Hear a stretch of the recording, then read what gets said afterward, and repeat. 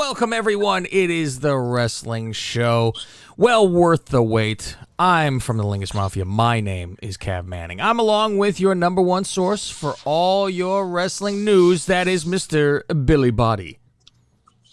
Yeah, I really went in on that point this week on Russo's show, where I was saying, like, why am I on this show? Like, why are we letting people? Like, yeah, I said, like, why are we letting people do this to us? I said, like, I already, on my little show, it was okay for them to steal from me, but now they're stealing from you.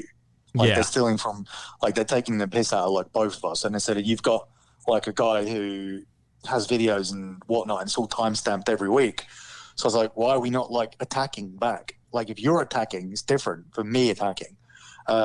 Because, they all want to, like, blacklist me and stuff, but they can't, they can't blacklist Russo. Yeah. They can ignore him, but, we have a whole brand and a whole load of contributors or whatever, and the guy that runs it in terms of Jeff Lane. So I just said, we should be just, when they're saying, like, the whole thing this week was some guy was going, yes, my sources have also confirmed that Sean Ross Sapp is correct in saying that it's going to be Cena and Roman. So, like, Sean Ross Sapp is correct.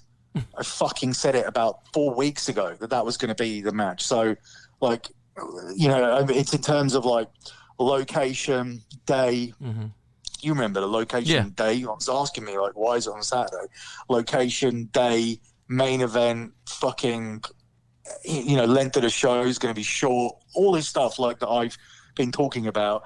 And then even dating back to, like, WrestleMania matches and the girls getting a night one main event, and everybody was going, well, that buries Drew and Lashley, like, from way back. I remember all this stuff.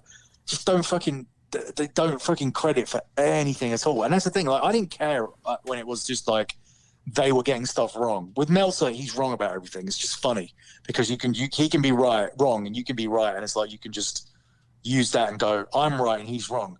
Now these new fucks, these, like, younger pieces of shit, are just, like, fucking straight up stealing and straight up, like, tugging each other off, like, and going, and they're like splitting the stories weeks later, and then just saying, and then they basically have this thing where they go, so say, like, it was me and you, and we had, like, huge platforms, and you're, like, going, when something gets announced, for example, or something gets confirmed on TV, you can tweet out, which you do, or listeners do. They go, oh, Billy Barty said this, like 2-3 weeks ago.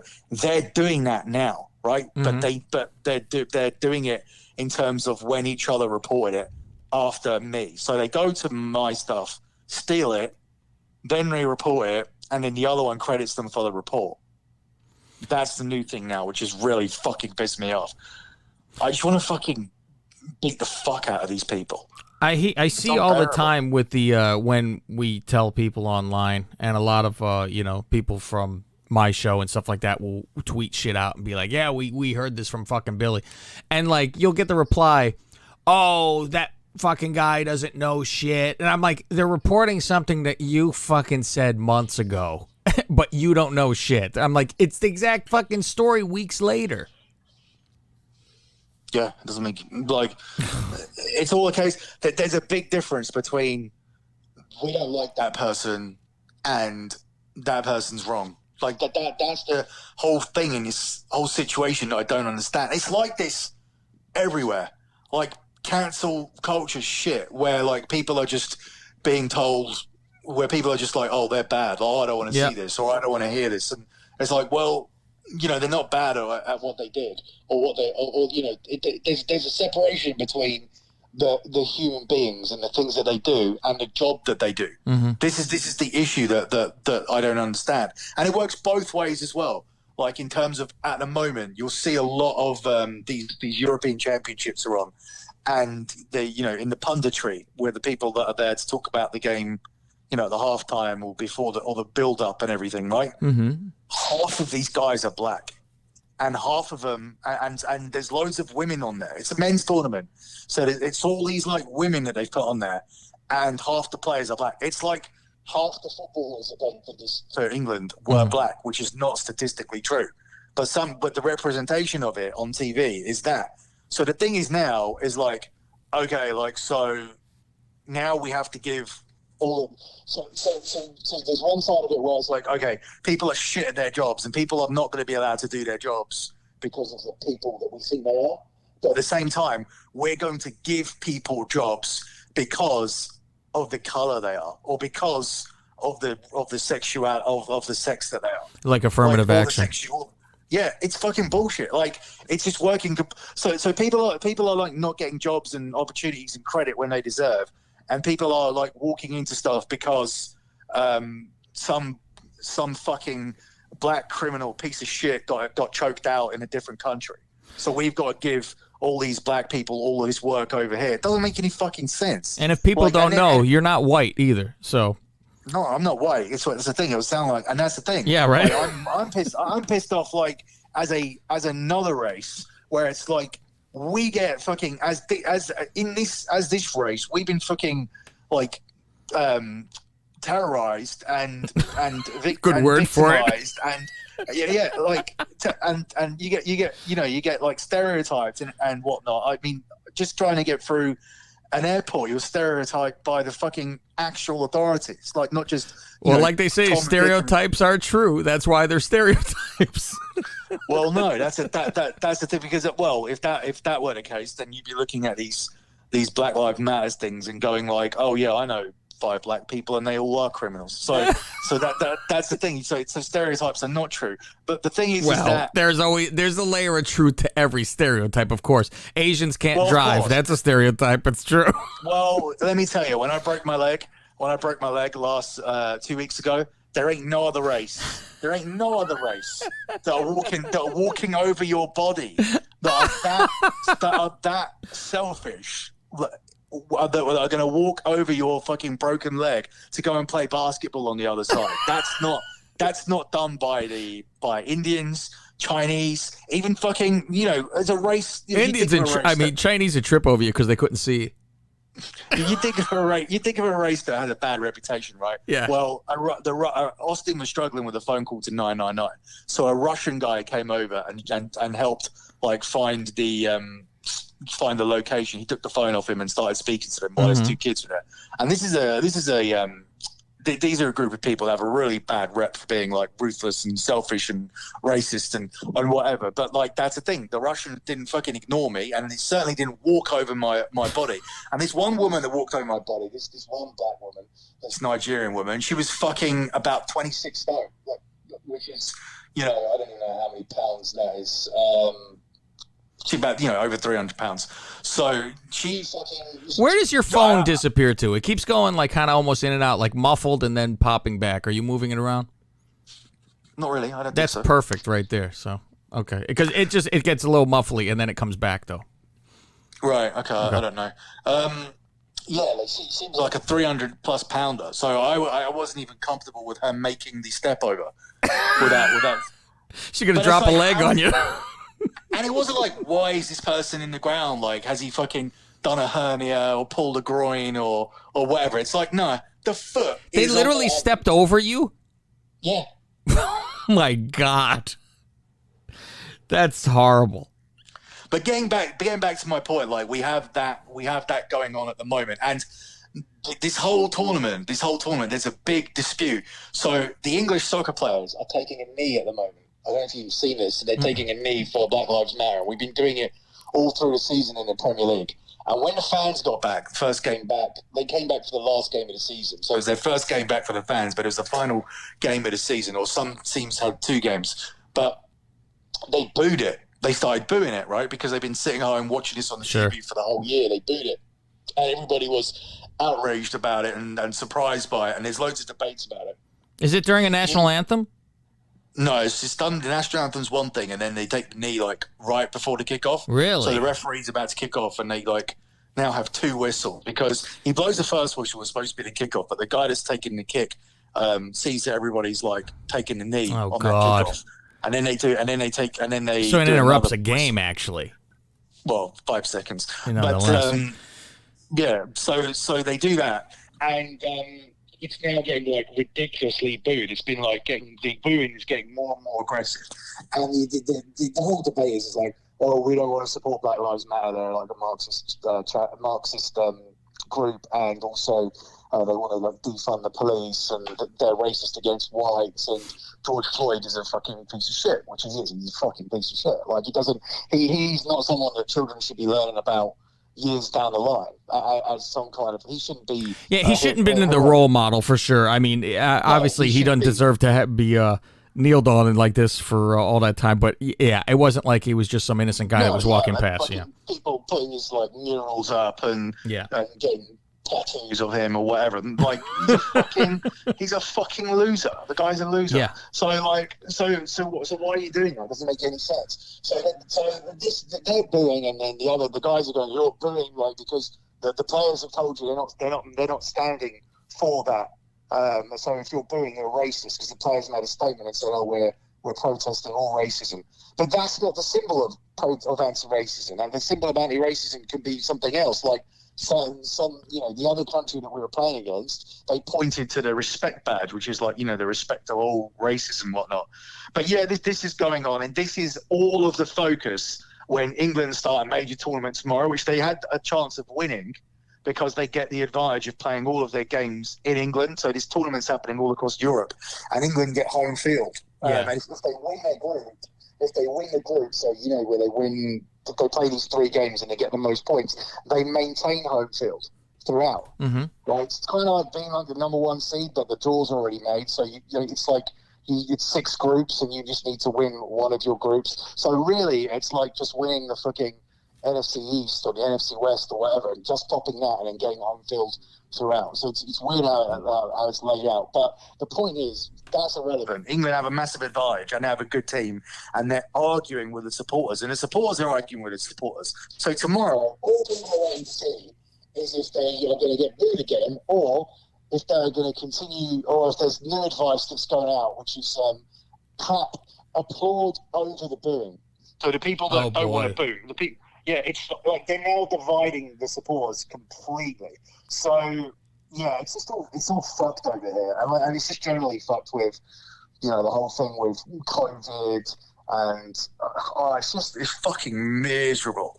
Like I can't even explain. And then with you guys over there, apparently it's all open up. It's completely all open up. You've got almost your vaccination campaign is equal to ours. So we are one of the most vaccinated countries in the world, behind you, percentage-wise. And we've got like about 10 countries on a list that we can travel to, and the rest are all amber or red, which means we can't go to them at all. Uh-huh. So we're totally destroying like travel, and yet you guys are open up fully, and you might let people in soon as well.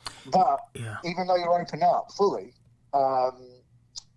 so to the WWE announced the 25 city tour, which is not actually that many house shows. If you actually look at the schedule, there's lots of television on there. There's some like weekend house shows in big towns.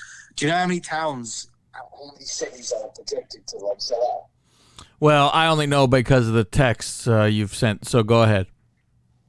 One city, which is Chicago, is even close to selling out. Like, Chicago's a hotbed for wrestling. That's the only reason that is. So the whole weekend where they come back with a sort of SmackDown with full fans, it's not near to selling out. Money in the Bank in Texas, Fort Worth, Texas, is not doing bad, but it's like. So I inquired about that one specifically. It's like 62% sold. And Chicago's at like 80%. But there's nothing else over 50%. And some of the maps that I sent out in the group, they're at like 10% sold. And they done it to themselves because fucking Raw is so fucking trash. I could see SmackDown getting some fucking juice, but not sure as fuck not this Raw. No, I mean this we didn't do last week's SmackDown, so we'll like touch on, and that's why I didn't really make any notes because it was pointless because you're kind of trying to cover two shows at once and sort of saying where the storylines are at.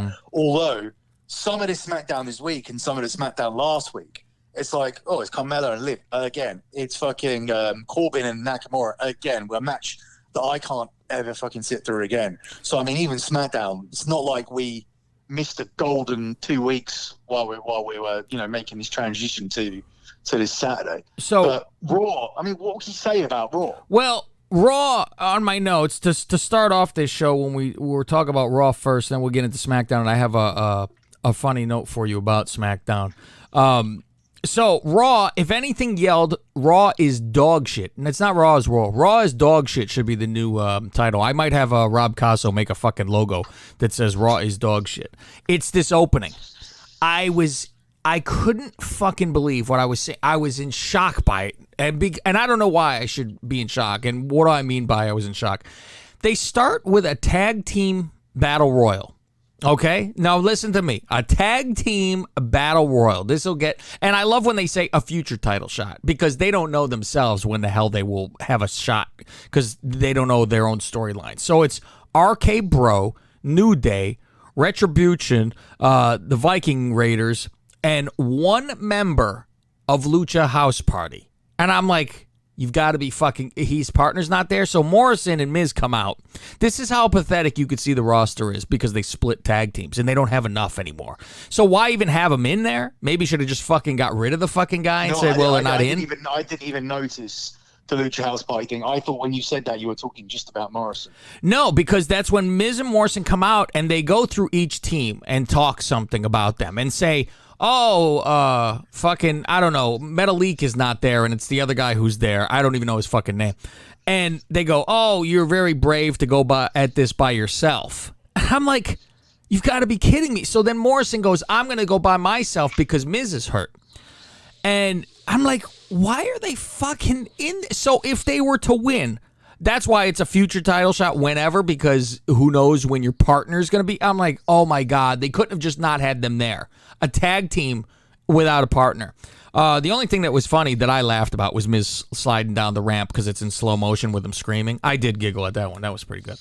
But I'm aggravated for it was bookended by shit. Raw was a fucking trash bookend, and we'll get to the end. Elias, he's talking in the ring how he left fucking Riker, and Riker shows up with a haircut and a beard trim. And pretty much just beats him up, and Elias Elias is just a fucking joke at this point. I really thought the man had a lot of potential when he first came to the roster. I was like, hey, built well, everything, right? He has a good gimmick. It's funny with the singing because he can actually do it, and bust balls and all that shit. And they just trash him. It should be him and fucking Boogs make a fucking tag team. They could be the new Rhythm and Blues. And do this. I mean, he is just so boring now. The whole Walk with Elias thing. Yeah. And WWE stands for, and just trying to sing. And maybe when the crowd is there, it's better for him. Because, I mean, the crowd would scream with him. At least there was that. And then they made him a good guy for 4 seconds and right back to shit. And I'm like, oh, okay, here we go. How are they going to get, if they don't start to move these things, even if, I mean, obviously the idea is they'll start moving them down in price and trying to give them away. Mm-hmm. But if nobody goes at all, what are they going to do with the building? What does a 10% full building look like and sound like? It's all sitting in front of the cameras. And the top is blacked off, and it is everyone dead fucking middle and a little to the sides. And do not move that camera. That's what the fuck that is. I've been in, the San Jose one. And camera side is very fucking look like somebody sprinkled a salt and pepper shaker. There's barely a couple people. And the tops are all tarped the fuck off behind. So it's all pretty much camera side and the ends. So, that's what they do. Even with the when it's pay-per-view. You get more of the bottom bowl all filled out, but that top is completely tarped off on camera side. They don't even allow anybody to go up there. All right, contract signing. Lashley says if he wins, no more title shots for Drew. Drew says, okay, but I want this match to be, here's the stipulation. I couldn't believe this. He goes, I want the stipulation for the match at Hell in a Cell to be Hell in a Cell. It's the fucking title of the pay-per-view. And this match wasn't in the cell originally? Who the hell didn't know that?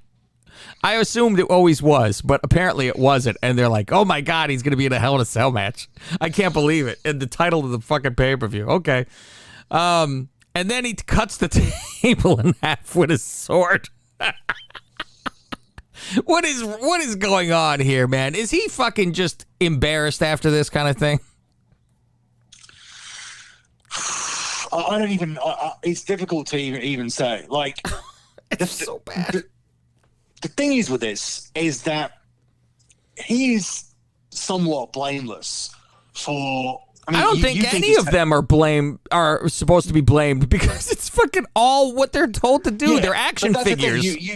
You've said before that he's a Scottish boy now, and that he's, and he's completely lost it in terms of where he was at. But the fact is that if you look at what his job is to do, if you look at what Drew's job is to do, it's the part that he's 100% in control of is that he has to have the good matches. And for a guy his size, there's nobody in the world that's having those matches at that size. If you look at Wardlow over on AEW and Roman's not as big as Drew, but like you could say he's a decent sized guy who's having good matches. Orton as well.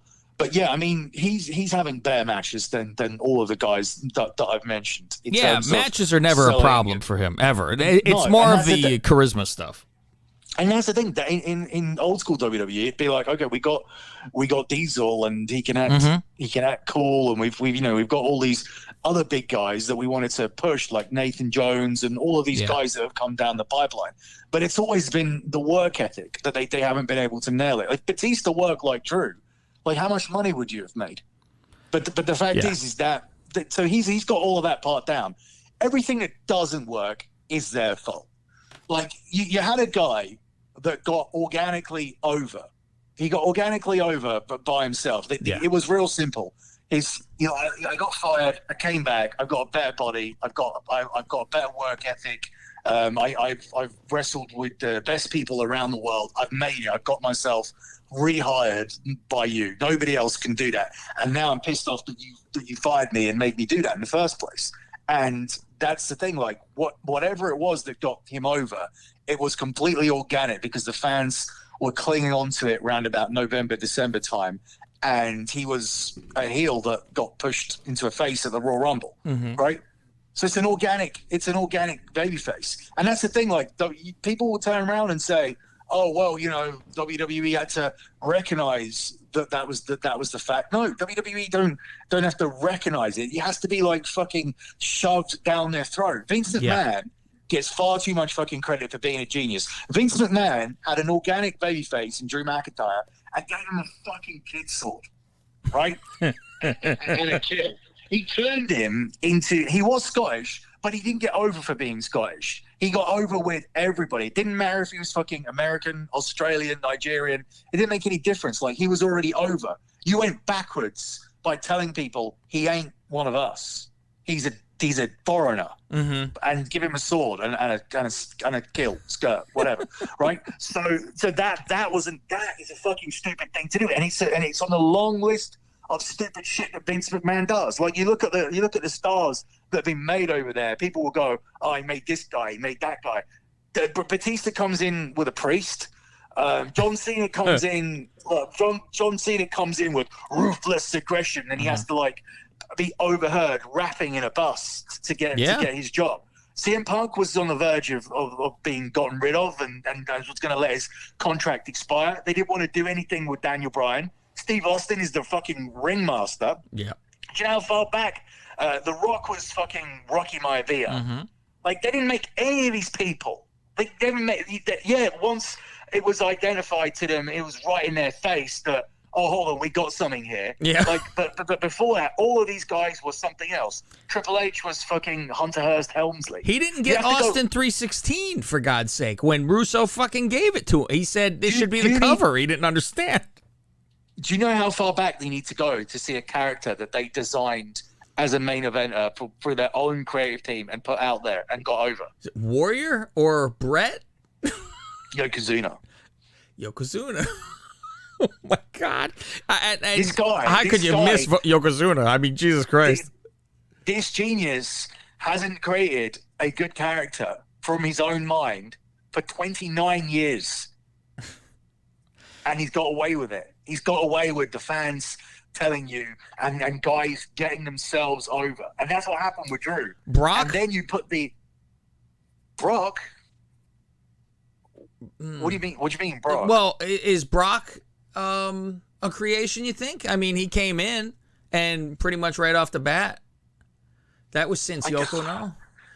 I guess so, but like, I mean, you didn't. I mean, that one was just a case of don't fucking change it. Don't put a fucking gimmick on it. Just let him be what he is, which is. What do you mean? Kurt Angle. Yeah, but is that their creation? Like, from what they said is, like, he said, oh, I want you to go in there and say all this stuff. Like, that might be the furthest one through, because he told Angle, I want you to go in there and do the whole good guy stuff. And he goes, but they're going to love me. And he goes, no, they're not. They're going to fucking want to kill you. And that was correct. And I think that might be the furthest one. And that was what, fucking mid 90, almost late 90. It was 1999, but like if you want to even say that one, if you want to say that was designed perfectly to end up being what it was, then yeah, I mean that's still a fucking long time. It is. It's a very long time still, and because I wouldn't even say Bray Wyatt. I keep thinking about that one, and I go, "There's too many times Bray is like begging to do stuff, and they fuck it up." But the fact is that this guy. He's no genius at all, and with this, and this is an example of a character falling in your lap, and then you doing something with it. Like Drew, the problem is that you can't fight every single fight, otherwise you're gonna be taken out of the position. And the thing is that when he's got fucking a 2-year-old or a 10-year-old. When he does decide to have any children, and the guy and his kid says to him, "Oh, why did you leave the WWE?" And he's back on the Indies or taking dates in Japan or AEW, whatever. But when he's on top of WWE, you don't want to tell around to your kid and say, "Oh, because I had an argument with Vince McMahon." Like, you don't want to. That's the thing. Like, you can sit here, let them book this shit that they book, and you can create generational wealth, which is basically what that means is it's your money, right? But you die and leave. You've earned enough to die and leave everybody money to carry on for like your kids and their kids and whatnot, which is what there's very few people that have generational wealth. You would think that Taker has it, Rock has it, Austin has it, but I think now more and more, depending on how you live, generational wealth can be $4 or $5 million. Because everybody can live a life with $1 million, $1.5 million if you spend it correctly. That's like depending where you live, sure, by far. Yeah, don't live in California, New York. You're okay. Yeah, but if Drew McIntyre earns $10 million in his career, and has it $10 million in assets, whatever, like his children and his children after that won't be a place that they won't need to work, but they won't need to worry, because on the interest alone. Generational wealth will continue to grow, and things will continue to grow, providing you don't sit on it and sit on your ass and squander it or whatever. Sure. So that's the thing. Like, you don't want to be in a position where you say, I relinquish generational wealth for creative reasons. That doesn't make any sense, right? So he's not gonna. But you have to pick some fights where you think, okay, I'm gonna actually destroy my generational wealth because I'm gonna put myself in a position where I can't get any more pay rises, or nobody wants to wear my merchandise anymore because I'm going to destroy my character by not speaking up. Now, those are the fights that you need to pick. And I think the one that he missed was when they turned around and said, "Hold the sword." And I would have said, "I'm not holding the sword. I'll smile on the I'll smile on the posters. I'll smile on the fucking magazine, even though it doesn't make any sense. And I'll do cats and kittens, and I'll say whatever shit that you want to do. I've done that so far, right? Yeah. I'm not going to hold the fucking sword." I think that would be the one I would have said, because it changes me from an organic person that got over into a gimmick. And the minute he became a gimmick, you changed all of that. What he was, he was the hybrid. He was the mix between. What Roman wasn't as a babyface was he had all that mark respect from the losers, right? Who watch everything. He had that respect, and then he had the respect from the casuals for just being the big fucking guy who looks great and can have the matches. So he was the middle person. He was perfectly designed to just fit into that middle box and get over and be a star. And it took them too long to do it. But when they did it, and now they made him a gimmick. I don't understand that way around of doing things. So I don't. When you say this stuff about him, yeah, do you think he just doesn't stand up for himself? Like, do you think he's worried? Like, fuck, I'm gonna cause shit. I think he stands up as much as he possibly can, to a certain extent. But I also think that he reaches a certain point where you just can't win, or you just get sold on it too easily, or he doesn't just flat out refuse. So he's not like Steve Austin, where he's like going, "Oh, that's what we're doing tonight. Well, I ain't gonna be there." Like with the whole thing, he's not that. But I know, I know that he would want a bad idea, explained to him at least.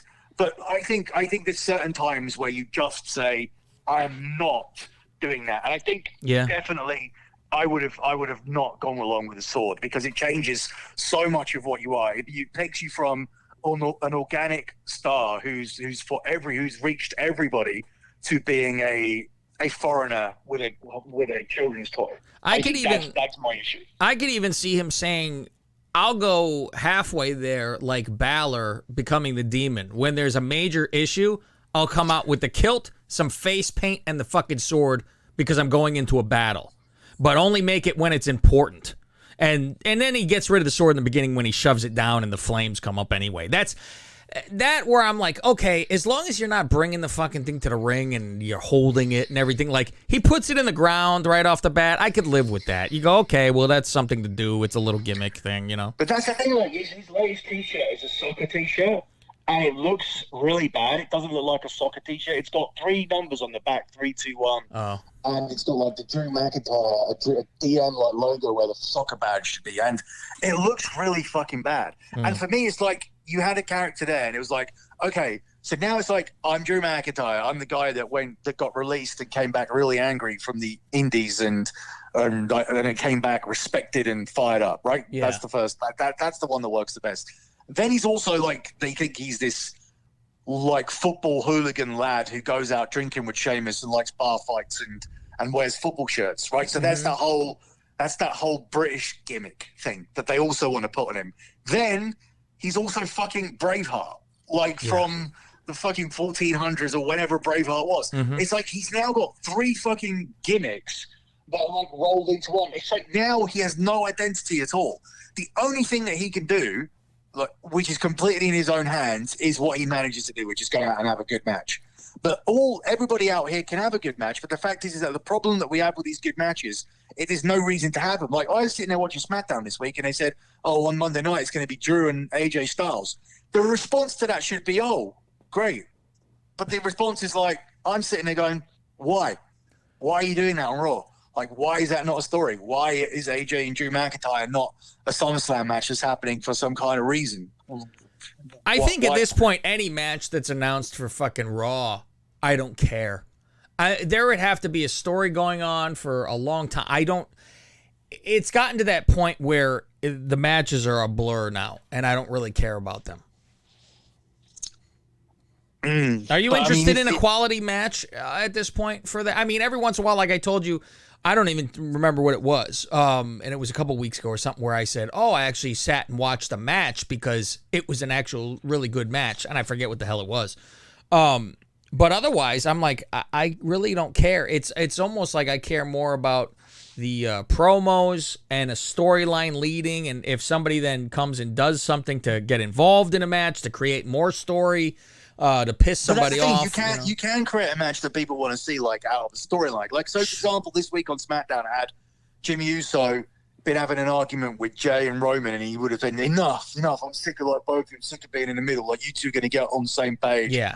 And he turned around and went, next week, I spoke to Pierce or whatever, and go, next week is going to be you two teaming up against Ray and Dominic or whatever. Like, that would have been interesting to see, because they built it up for weeks, and then a TV match between with Roman teaming up with Jimmy instead, because Jay went and asked for it. Like that would be interesting Yeah. against anybody. I mean, it's not fucking interesting like it's it's going to get 4 or 5 million people involved, but in terms of advancing a storyline, that's what the matches are supposed to do. But they don't ever fucking do that. So, it's like, and even next week, like I don't mind that they're doing Aziz is going to wrestle next week on SmackDown. Like that is actually interesting to me. Yeah, because he's been gone for so long, like we haven't kind of almost seen him before, So it's like, all right, well, let's see what the fuck, I think he's more of a Diesel type. He's been beating both of those guys up. Like he's been getting involved. He attacked Big E, helped Owen. So it's built up to a point where he's going to be the partner. Plus, the way he said, I lost with this idiot, like Sami Zayn in there, and they beat him up afterwards. So, I mean, there are story arcs on that show that work, but on this show, there's nothing. We're still on this show. We are. Best thing on the show, I make a note, and I say best thing on the show is MVP talking to Kofi about his career. And because he makes a lot of good points with you're out there shucking and jiving and fucking being a fool, and you need to, he's kind of doing the shit he did to Cedric, and all that. So it's kind of a rerun, but with someone important. So it makes it look like Kofi is going to join. He's thinking about it, almost one of those things, which it's interesting. I think MVP is doing a great job since he just manages. Eva's on next week, and here's where we're going to find out, because they're going to pipe in cheers. And the second we have live people, they're going to boo the shit out of her. This might be one of those things that Vince finally gets right, where it's the same as the Angle thing. Go out there and be good guy, because they're going to fucking hate you, and I want you to be a bad guy. I don't think they'll pipe in cheers, though. They got to pipe in something, because they're going to want us to go one way. What do you think? That's why I was like, maybe they were saving her for a live crowd, and like organically say, okay, well, what are you going to be? Because I can't imagine people cheer her. I still think they're going to boo the piss out of her, but with a fake audience, I don't know what they're going to do. She's a heel. Oh, gotta be. So yeah, from the get-go, she'll be a heel. Charlotte and Rhea versus Nikki and Asuka. That champion Nikki over here. Charlotte and Rhea get into it, and Charlotte knocks Rhea out. And Nikki pins on top and celebrates like she did something, like she got the fucking win. Did you see the fucking backstage between these two before the match? Before they were getting there? Yeah. It's like fucking day one drama school 8-year-olds. This is the only time I'm rooting for like Charlotte to win the title. Rhea bothers me. So I'm like, fuck off. I actually thought this is the bookend of shit, by the way. The dog shit bookends. I actually thought we were going to get Bliss versus Shayna in a match. Because didn't that kind of make it what she said last week? That she's going to have a fucking in-ring, but apparently it's at the fucking stupid swing set in the ring. And then we get the playground and cinematic, and Shayna stomps on Momo. And then leaves the fucking ring, and pyro goes off, and she's barricading herself in the door, but Lily's in the fucking room. Why? Why do I have this? What's funny is I was at my mother's house, babysitting the house, right? And the channels are going to change because she's recording something else. And it's while Shayna's like barricaded in the room. And I go, oh my God, I got to see the end of this fucking garbage. So I logged on to my DirecTV to watch it after it was fucking on. I'm like, oh my God, I really didn't need to watch. That's what happens with this fucking garbage dog shit bookend. Yeah, it's the fucking worst. I mean, it was the worst rating the week before, but these were like the worst responses. And the thing is that I did say this week, because I dropped Drew McIntyre a message and I said, you gotta, like, something's not right this week. And I said, it's really weird this week. I said, I don't know if it's because of the releases, because, like, there were people rumoring that there was going to be sold. We've not done a show since Braun and Aleister Black and all those guys were released. But, like, there was just something toxic about. Did your buddy Dave say something about fucking Aleister Black coming back? Like this is some bullshit. And the only reason I know is because scrolling around and a moron on Twitter was saying, "Oh, Dave is always right." Yeah, I can't understand how he's built that how how he's built that reputation up, where he still just says something. He says something, and people are like, "Oh, look, it's factual." If it's it was like, 92, maybe, sure. Not even then. I'd like to have been around then to see. Well, I was around then, but I didn't know of him or into any of this, and I bet you he's wrong then as well. But the fact is that there was something going on that day, because I said, like, I don't know if it's the releases or whatever, but usually when they're announcing stuff, it's quite like a 50-50, maybe a 60-40, because people like to be negative in terms of comments about, what they're doing, because it's like Drew and Lashley contract signing, and it's like Shayna and Alexa, they're going to have this confrontation, and there was the announcement for the tag team battle royal, right? Every comment was like negative. It was like fucking yawn, and another contract signing. It was like Drew again. It was like and it was stuff about like can we just get Bray back, and all this shit. There was nothing good there at all. It was so fucking toxic. People were so fucking angry about every single thing that they were trying to promote for that Monday. So there was like a toxic feel like on the social media, and this coincides with these terrible fucking ticket sales and just generally like the declining ratings and everything. Like something is not. Well, we know it's not right because we reviewed a show, but it's now starting to translate outside of us. It's cutting into the core. Like we've seen the casuals drop off. They may not come back. And now also we may see, the casual audience dropping off as well, because I don't know if it's a case of they'll drop off, but like you can't ignore like this many people. You can't start telling sponsors that, we have this social media and we have that social media and blah, blah, blah. And then they go, oh, okay, so you got fucking a gajillion people on Twitter. Let's have a look what they think. There's no way. Like the sponsors, how can you be a credible sponsor? How can you be doing your job and investing money into this, right? But based on their social media metrics and interactions when they're 90% negative. And look, I'm not exaggerating, like, because I have said like before, you go on every week on they're going to do Raw and whatever, and you have a look underneath. I mean, I've said it's 50-50. It's 50-50. And I'm telling you, this week, it wasn't 50-50. And for me to say 9 out of 10 comments were negative about what they were trying to book, like that is not an exaggeration at all. It was clear as anything. And I bet you it'll carry on this week. So if you guys want to do your own fucking research, go and have a look like at what they're promoting for Monday Night Raw on Monday and see what the comments are on Instagram and Twitter. It's going to be like a influx of like negativity and hate and boredom and you'll see it. Do you think that, like, I always have the hope, and I've said this for a while, like, they're saving up for when this is live, when they're in front of a crowd. Like, once that happens, we're going to get some great stories and everything. Like, I had that hope about it another time, and it was like, why did I think this was going to ever fucking change? Or do you think it's going to be... you would hope... Don't you think they have to have some crazy, at least for the first show, surprise? Something happen, Brock come back, something? Cena's back on the first show. That'll be a surprise, but that's about it. But is it a surprise, or did they... I don't know why I thought that was like announced, or is that just from everybody already knows? No, it's just from everybody knowing. Yeah. I mean, I like a surprise. Let's get into SmackDown. You didn't really make notes, but it's very recent in your mind. So the one thing I was going to tell you about SmackDown... So I watch it the next morning. And by accident, sometimes I start to scroll through Instagram in the morning, and I go, fuck, I don't want to know. Like, I saw Otis with his beard shaved, and I go, God damn it, I don't want to fucking know. But I also see, because it's like a joke account kind of, they go, not only did Brock Lesnar come back this week, but Otis shaved his beard.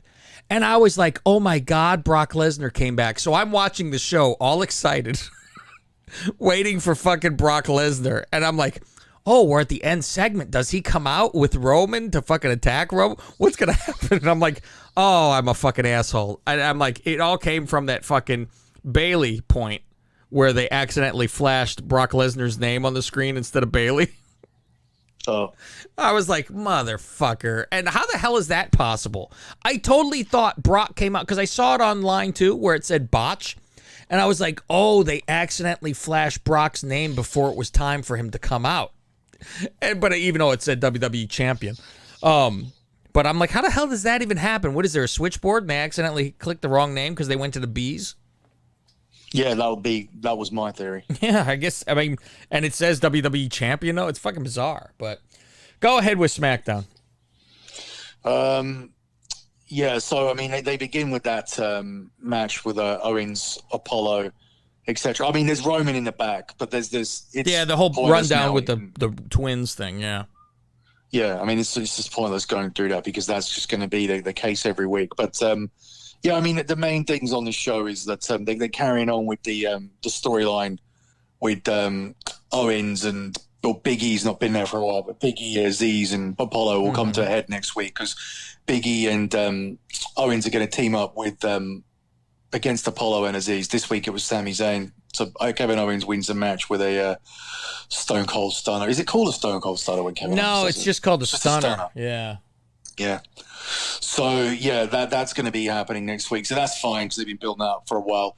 Carmella and Liv Morgan have another match. They go 1-1. She's now the most beautiful woman in the whole of WWE. And I don't know if she's the most beautiful, but she's certainly the most I'd like to fuck. You're not into Liv, huh? No, not at all. Oh, really? I was like, she got robbed at Miss Lingus. She totally should have won that. No, look at them two together in the ring for the last 2 weeks. There's no way that you'd be fucking Liv over Carmella. Oh, no. I'm on Liv's side. It's the face. Beautiful. Go ahead. Yeah, I didn't know that about you. I know you like kids. Why would you say pedophile for fucking Liv? I would think pedophile for Alexa. Alexa's dressed like a little girl. Liv isn't.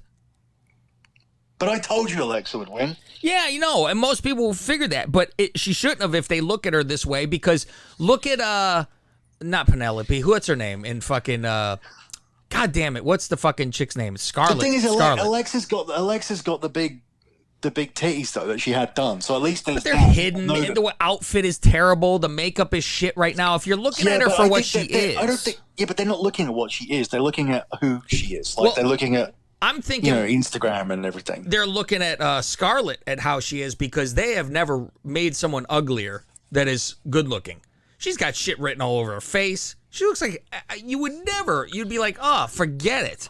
Meanwhile, you see her in normal pictures, you go, okay, good looking girl. But when you see her on the show, would she get out of the first round? Barely. Yeah, no, that's just recently on the show. But I mean, going into that, like, she was a lot better. Like, certainly in recent weeks, they've been writing on her face and sticking things in her face and all that. But I mean, it's funny because when they used her to promote NXT this week, it was promising because she was on Raw this week in the video when it was saying that Karrion Kross is going to confront all four of his opponents in your house this weekend. And she was there with the cards and everything. They didn't fuck about then. They just had a little bit of makeup to cover her bad skin, and that was it. Like, just blue eyes, blonde hair, tits. Like, that's reading the cards, and they know, I think, what they have with there, but whether they'll be able to use it properly or not. It's the same thing with Eva Marie, but obviously Eva Marie goes straight to number one. Yes, stands up this week, but at the moment, like, there's no way in hell I'm picking fucking Liv over Carmella. Like, fucking that is hours of fun. Like a Carmella. Like, that is hours of. I'm gonna put a poll up at Lingus Mafia on Twitter, and I'm gonna say, who would you rather? And it's gonna say Liv Morgan, Carmella. That's it. And next week, be more like graphic. Be more. Who would you rather fuck, Liv Morgan or Carmella? That's it then. Yeah. Okay. Who'd you rather fuck? Okay, I'm gonna do that as soon as we're done with this show, and that's gonna be a poll. And we're going to have this. All right. What else happened with SmackDown? So there was Ding Dong Hello up next. Sure. I thought this was pretty decent. Like, Rollins has been terrible for weeks. The laughing and everything works with Bayley, and I don't think it necessarily works with Seth because, that's kind of her thing.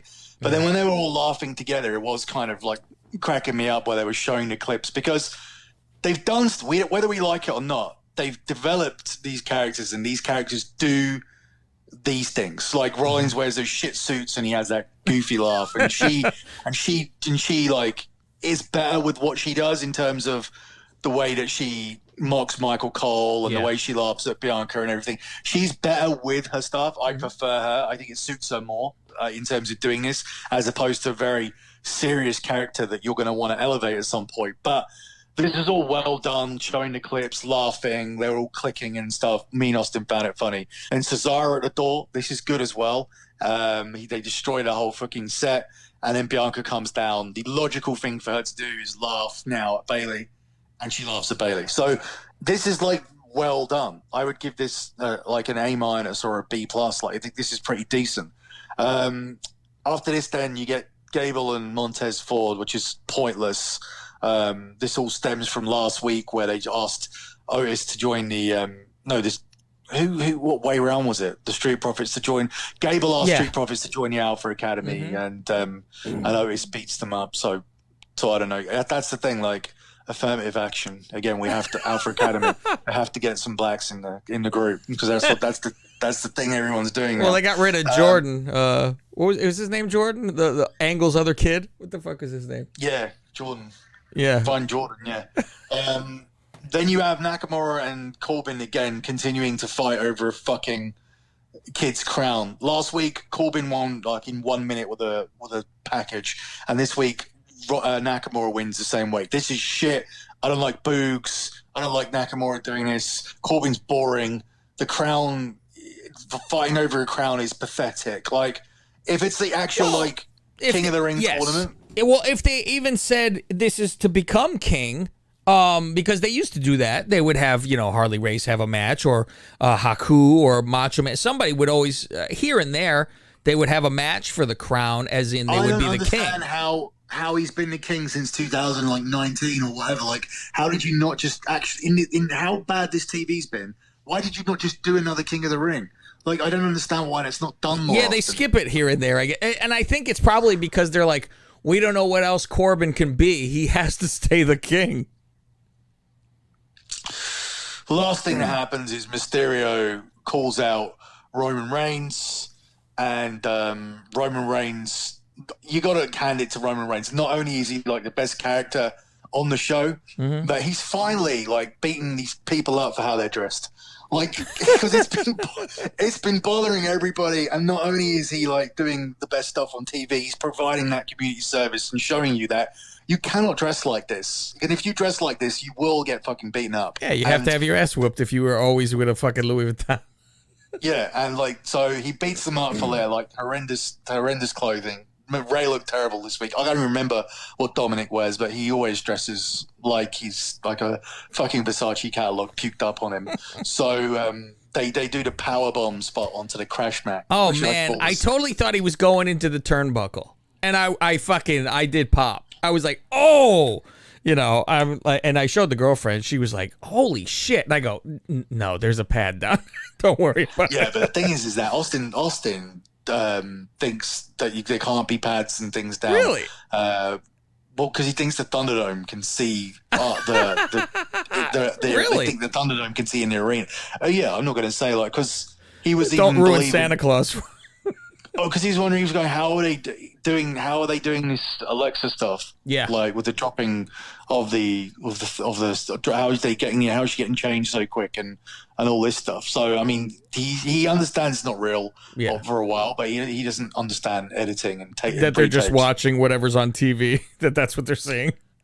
Yeah, he thinks the Thunderdome he thinks the Thunderdome is in the arena, not that they're watching what's on the TV. Yeah. That would be a good selling point for people to sign up, and like actually you would pay $5 each and say, we will have a camera at each fucking seat, and that's how you will see the ring and on your little iPad, and charge $5 per. They would make a shitload of money. They would sell out the fucking place. Yeah, I think like it's now become relatively easy to get into the Thunderdome because I think the people that did it originally just realized that you just fucking get shouted at, and it's kind of like work when you go in there and do it. Yeah, I think that's kind of like understood, that's either been experienced by enough people, or the information is out there that it's not a fucking fun experience at all. So yeah, I mean, I wouldn't have minded it for like a big pay-per-view or whatever, but yeah, I mean, I don't want to do it for one of these Raws. I can't even stay up and watch this Raw, but But yeah, that's the thing. Like, tickets are not selling. They think they're going to just bounce back. I mean, from my perspective, if I end up at SummerSlam, if I end up going to Vegas and whatnot, it will literally be because I need to get out of here and I need to go out or go away and do something. And it's an opportunity to kill two birds with one stone. Like, ideally, I wouldn't take a child to Vegas. My birthday's coming up in November. Survivor Series in Brooklyn. That's an easy one to go and see Nick and his kid and take Austin there and whatever. So that will be getting done as well. So there's a possibility that in this shit time that I will end up going to two pay-per-views in the space of like 3 months. But that's in no way a reflection of me thinking that this is an acceptable product. I do think it will improve under Becky Lynch, Edge, Brock, Cena, all of these people you're going to see in the next 6 months. Rock actually, so they let his deal like expire. He had a 10-year image rights deal, which he signed in February 2011 when he came back. And for 10 years, the deal was basically, you don't have to be on TV or anything because that's all paid separately. But it's a case of we're going to keep making T-shirts for you, and we're going to keep like putting your face on things and action figures and chairs and just pretend that you work here. Which is what they do. So like you have to pay people for that because it's not like the old library and everything. And then The Rock does it. Like he takes he gets $5 million for 10 years, $500,000 a year, which is nothing for him. Just because, and I think he does it because Vince McMahon gave him the name The Rock for free. So they always have like good relationship, this kind of relationship going on. But regardless of that, it expired very quietly in February, and they quickly renewed it a few months later. So there was a period where they weren't. I think it was an oversight as opposed to them actively deciding they weren't going to have him or do any Rock stuff or cut or save on the budget or whatever. But they very, very quickly got that signed and done again, knowing that they want to try and find a gap for him to come in Brooklyn for Survivor Series or near the Rumble, and for definitely accelerate this storyline so that he is around for Mania, because this is not going to get all the way down to SoFi Stadium, which is where they wanted it to be. And ideally for him as well, I think he always wanted to be on TV with the WWE in 2022 so that he can actually pimp that XFL shit out. Yeah. Because it starts in the summer afterwards. So I don't know if COVID's pushed that back, but as far as I know... No, I think it'll be fine. Because I mean, if everything's getting full capacity now, I know like Wrigley Field had full capacity yesterday. So and they're talking about NFL this year being full capacity unless all hell breaks loose, so they'll be fine. So right now, we would be about 4 or 5 games into the XFL season owned by The Rock. So it's very possible he'll be at Mania. Yeah, I could see that wearing a fucking jersey, too. Didn't they say he wanted to play? God, wait a fucking... You imagine? I mean, it would get eyes on it. Yeah. But, well, I guess that is your SmackDown. Not too much happened, but still the superior show. And like I said, I think if it was an hour more, it probably wouldn't be. It would probably be a little painful. But they got it right. They know what the fuck they're doing. The Roman thing is the best thing they got going right now. So we will see. And we're almost finally when it's... what is the date that we're getting regular audience? Is it a Raw or is it a pay-per-view? SmackDown. It's SmackDown. 16th. I'm writing it down. July 16th. I can't believe how much... It's like, fuck, everybody else is doing it, and they take this fucking long. Ugh. Why don't we just take time off till the 16th of July? That would be the greatest. I would like that very much. And then we'll come back at on a Tuesday. We can't. Again. We can't, though. I know, we can't. I know. It's wishful thinking. People always ask me, I love that show. I know you hate doing it, but I love it. Yeah, I know. Fuck, we should put it behind a fucking paywall then. Only have fucking this show on a fucking Patreon by itself. And think, like, what if we have, like, one crazy listener who wears glasses and who hates us but really loves us and is Irish. Our podcast to go, right? and what's he going to do for a month? You know what? We put it on Patreon for $20 and he'll pay for it. Yeah, mate. Ah, fuck. Got wackos who talk shit about us, hate us, say we're horrible, and then pay for us to hear us, and then tweet us and say, "Where's the show? I can't wait." Fuck. I don't understand why this is happening to me, like, Bob, with everybody throughout the industry. Because at the same time, you've got guys that they literally turn around and go, "Oh, Billy Barty's a fraud, and he makes shit up, and he's always wrong." And it's like they're on there, like, waiting for me to drop a fucking story. It's like, and I've done this a couple of times. I've said to Nick, and you guys will never know what it was. I said to Nick, as like when we were in peak of even being quoted and people were still taking stuff. Then we were just like going, all right, let's just make some shit up. And there was some like made up fucking stories there that we used to just make up and stick on the side. See, that's a terrible thing, though. I was always against you doing that. I remember you saying that, and I was always fighting you on it because I said, why would you do that? Because you do get satisfaction that, look, they're looking and look, they're reporting on it, so obviously they're getting it from here. But at the same time, then it gives ammunition of them going, see, he's wrong. So, and then you can't prove, well, I did it just to prove that you're an asshole, you know? That's the fucking problem. You can't, like, have something sealed in an envelope and go, look, this was dated at this time and this is what it says. It just doesn't work. So you're kind of hurt. You're biting your nose to spite your face is what you do when you're doing that.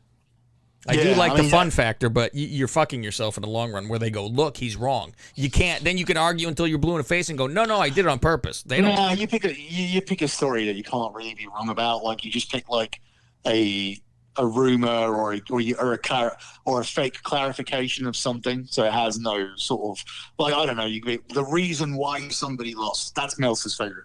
Reason why this happened. Oh, there you go. So you can't be proved, but you could still watch them report it and say, "Look at these assholes." You could now see who did it. Yeah, that's You don't say like fucking Riker's Jackson Riker's going to win the title next month. Yeah, no. Yeah. You could say he was didn't want to cut his hair, but they said we will pay you $500,000 to do it, and then he did, something outrageous, and then what I actually heard happen was that they actually, like, he didn't want to cut his hair, but what they did is they said that in order to cut it, cutting it shorter would be the only way that they could actually do the hair transplant. So, like, really? No. I know. I'm trying to lead you in, goddammit.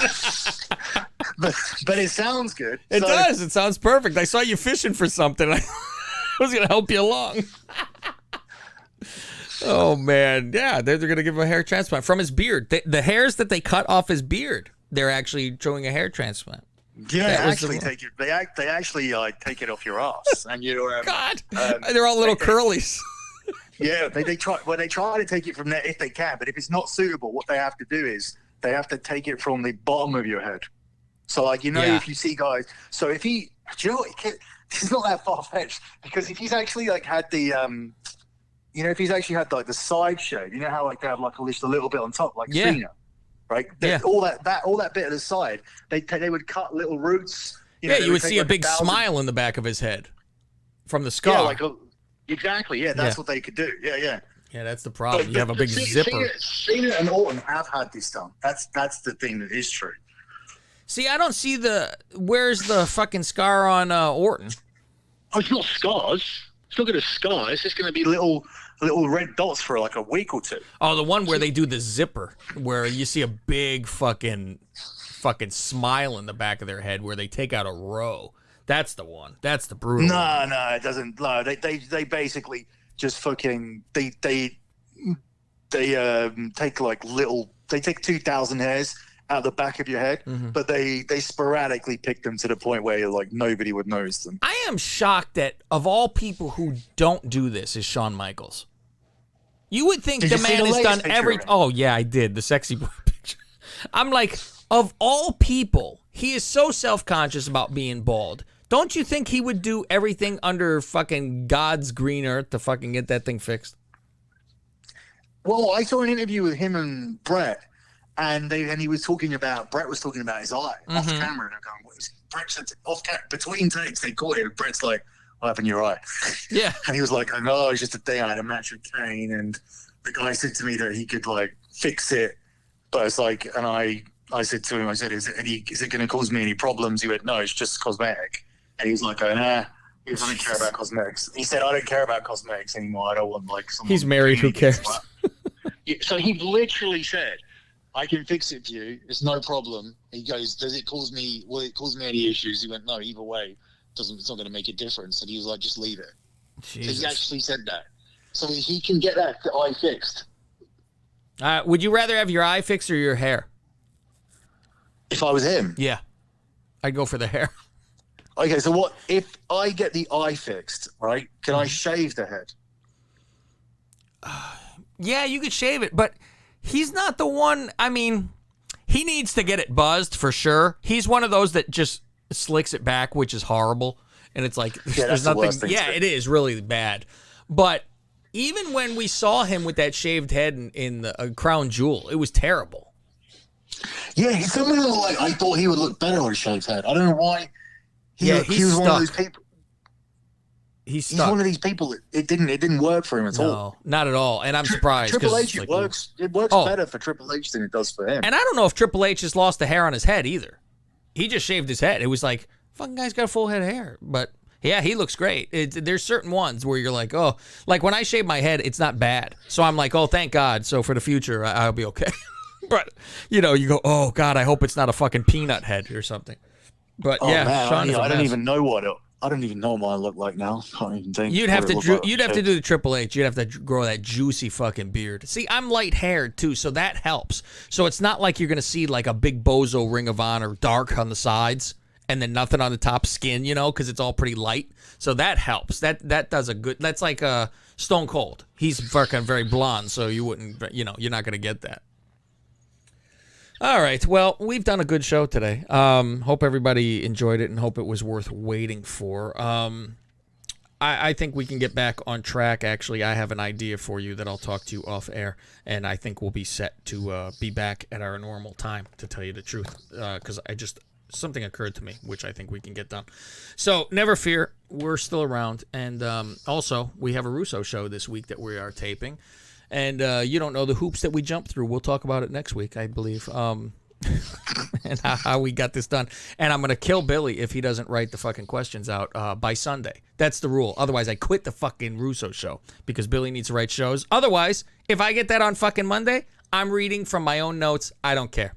Fuck it. All I have to do before I do that is just fucking find the props for tonight's game between the Clippers and the Utah Jazz. And then I have to find a play for it. Then I have to just look through an entire UFC card before I wake up in the morning and try and handicap 3 football games to get out for my clients before the morning. Plus the tennis French Open happens tomorrow as well. And these are the quiet days from breaking down 7 fucking groups and 36 matches that are going to be happening across the last week that I had to preview before to get picks out, which are called futures picks. So priorities. We need to do a show that is never promoted. That's what's the priority. We got to do a show that's never promoted. In all reality, everything, all that stuff is getting done between now and then when I wake up in the morning, I'll do the soccer, and then the first game comes on at 2, and I don't work. The work's done after the first game. Mm-hmm. So and that's the England game. So after 3:30 tomorrow, I will start doing the questions. Okay, but that is the only time I can start. Okay, because I watch these shows. I sent these questions to you from my side over a month ago. I've seen the shows. I've seen the shows. I got nothing else to do. And we got Ahmed. There was a period where Ahmed yelling "biker likers" or whatever attacked me. Biker liker. Those biker likers or whatever you want to say, and Undertaker sent these people after me. Which, oh God, you guys will have to hear the show. It makes no sense, but we'll get into Russo and find out what he's forgotten or not. All right, everybody. We will see you next week. He is Billy Body. I am Cav Manning. And you know what I forgot to do? We have to I always have to try to find it before we sign off because I have the best sound bit in the history of the world. We'll see you next time. My name is Derek Montilla, occasionally known as a big-ass piece of shit.